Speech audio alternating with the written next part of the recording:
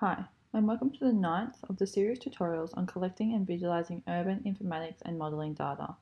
This tutorial will teach you how to capture a person's movement using Pedestrian Catch. Once you've navigated to the PedCatch website, search for a location in the search bar.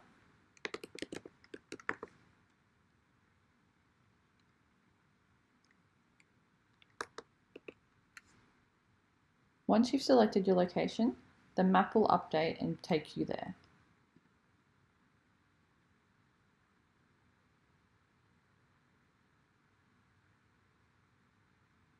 As you can see, based on your location, an area has been highlighted out for you.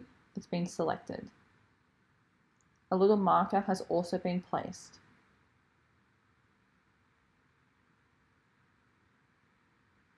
Now the first thing you can do with PedCatch is change the style of the map. So at the moment it's on satellite, but by selecting this drop down menu, you can also change it to OpenStreetMap.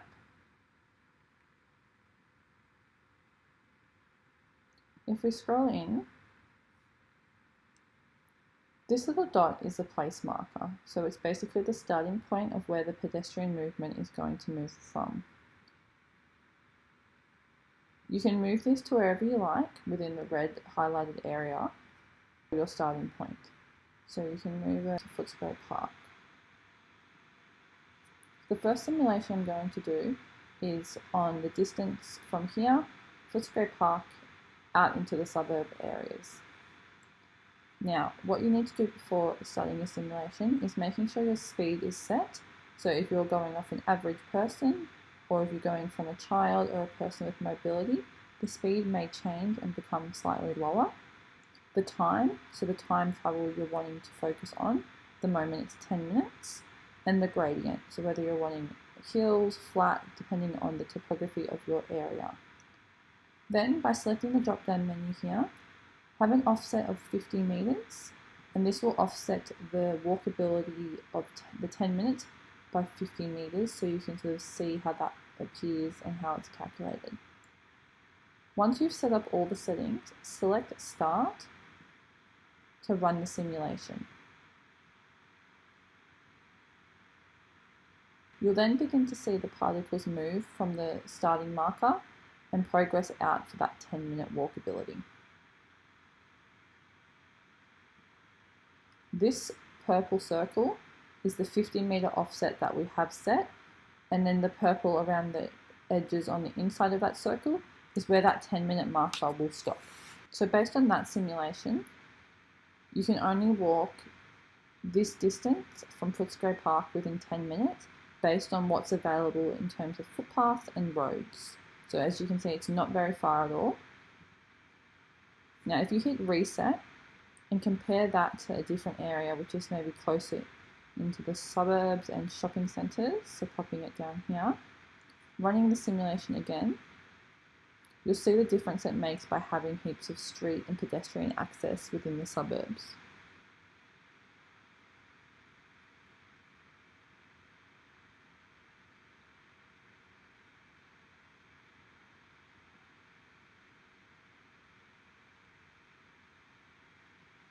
As you can see already, it's a lot more accessible for what we've set for our walkability catchment.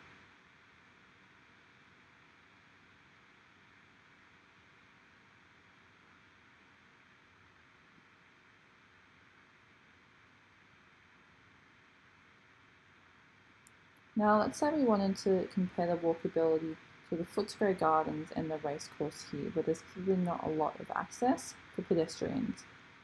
What we can do, set again, and select Download GeoJSON file. This will download a file to your computer that we are going to open up in QGIS. Once you've opened QGIS, we want to bring the file we've just downloaded in so that we can add additional paths and roads to the map, import it back into PedCatch and compare the difference from what it was to what it now is. So by selecting Layer,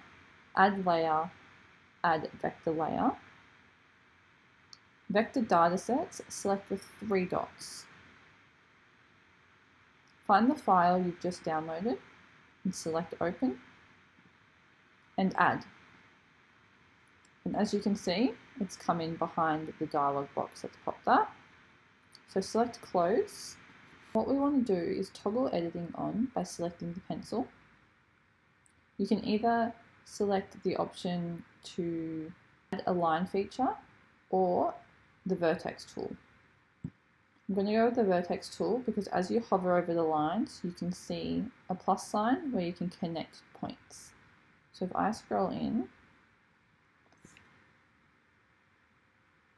okay, so here we've got the gardens here, the park, and then the race course is over here. So we'll see what happens if we do a path over the water, so like acting as a bridge. So by selecting, you'll see the line come off where you've selected, and then connect that to another line. And as you can see, that's brought it in there. So you can do this as many times as you want. So you can connect some other lines up to the existing path, which are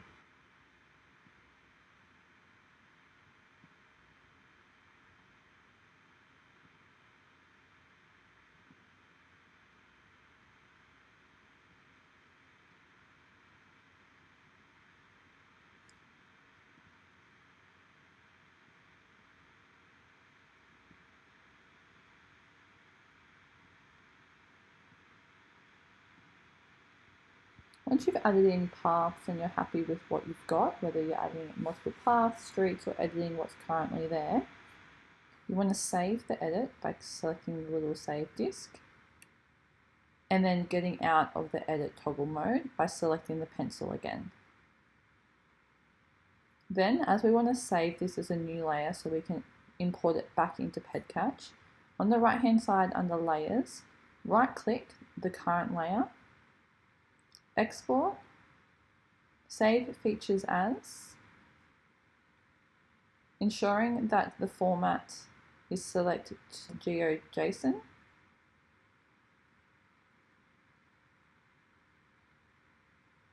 selecting a spot to save your file,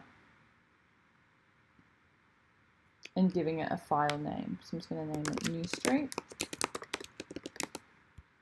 and then save. Once you've done that, select OK,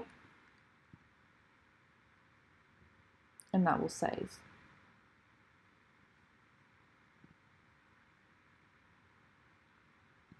Once you've navigated back to PedCatch, you want to locate the file you've just saved,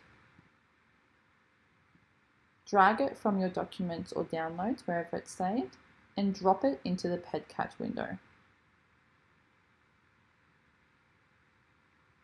As you can see, that's now been updated with the streets that I've added in. As you can see, this bridge going over the water. If you scroll in, you can also see the additional paths I added in QGIS. Move the start point closer to where you've drawn the new streets so that we can see the PedCatch simulation and how much it changes. So I've drawn a few streets around here, and then obviously up over near the race course as well. We're going to place it here just to see if it captures in this street here going straight to the park.